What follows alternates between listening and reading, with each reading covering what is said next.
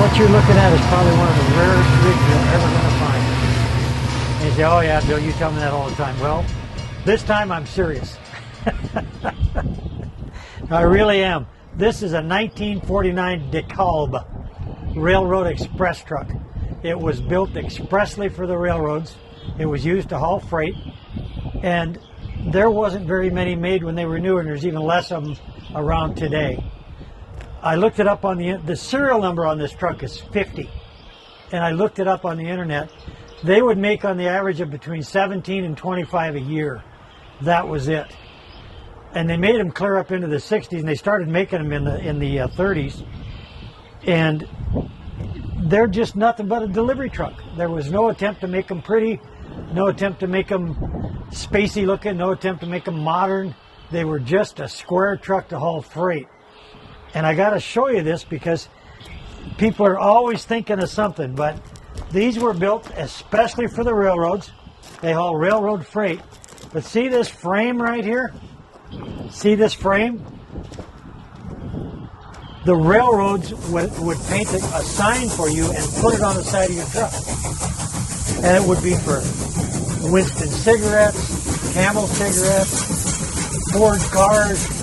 And they would rent you this spot on the side of this truck, and it's the same on the other side, and you could rent it for a whole year, and you'd be out there amongst the public. Back then there was no internet, remember that? Not much radio and TV, no TV either in 1940. And so, what a novel idea. I mean, this thing is delivering to businesses all over the countryside where they're at, and you got your own ad right in front of everybody. And when you see one of these get restored, they'll put a big ad in here of some kind, of some, piece of stuff, whether it's a piece of furniture or whatever. And that was just a really novel, neat idea. But look at the money that the railroads made off of that. I mean, that's just really cool. Anyway, they made these with a Ford and a Dodge chassis.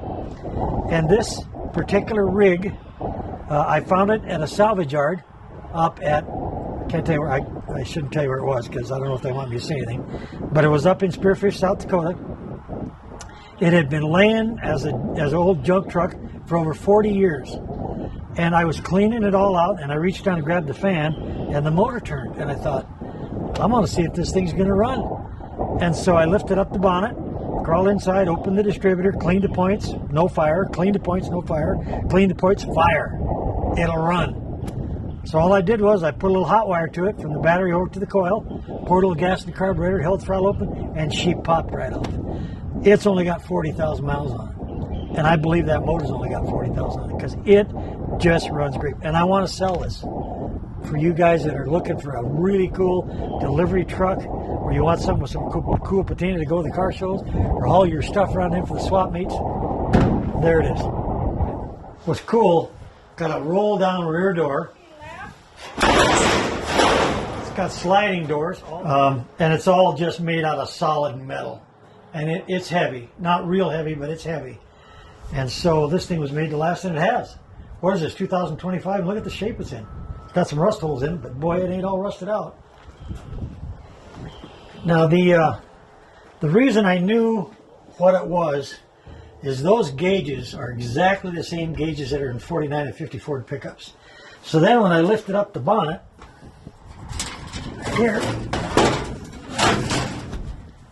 I looked underneath there and I said, look at that. That's a Ford 223 6-cylinder. So after I looked on the internet, and they said that they made these out of Ford and Dodge chassis, so this is actually the complete drivetrain out of a 3/4 ton Ford pickup. Frame, axles, motor, everything, just as neat as could be. So parts would not be hard to find for this truck. Steering gear is the same, gauges are the same. Look at this knob on the horn button. That's the same horn button you'll see in all those Ford pickups, clear up into the 50. So that's what makes this truck cool. It'd be easy to fix and get back on the road.